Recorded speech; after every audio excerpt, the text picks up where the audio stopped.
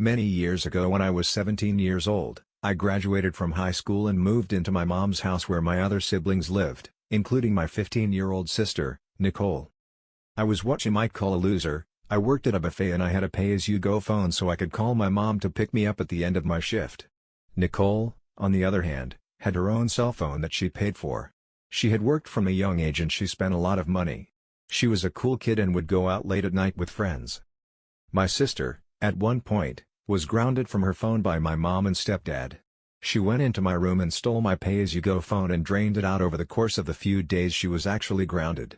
I didn't even notice until it didn't function one day after work. She had used hundreds of minutes. I felt so violated because I even went as far as to hide my phone and she still found it. Around that same time, I noticed that my change jar was much emptier than it had been and that loose cash from around the room was missing as well. Around $200 all in all. This girl was robbing me. I wasn't the only person she was robbing. She had gotten caught stealing clothes from name-brand stores at the mall. She was on juvenile probation. I wanted to get even. One day, when she wasn't home, I walked into her room and grabbed an important-looking box from her closet. It was full of women's panties. I paused, shrugged, and took it anyway. The box was pretty full.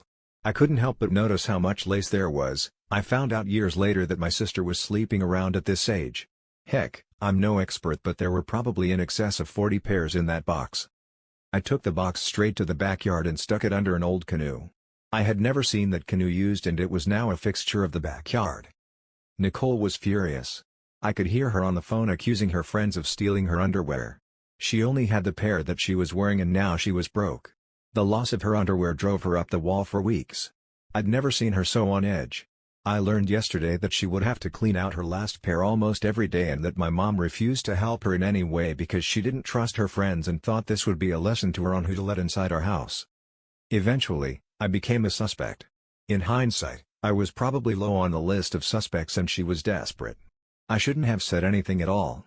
Instead, I said, "Gee, that must really suck to have someone steal from your room. I can't even imagine." We locked eyes. She knew. I knew she knew. She knew that I knew that she knew. I gave her back her box. She stopped stealing from my room. We lived out the next year together in relative harmony. My sister used to casually steal from my room.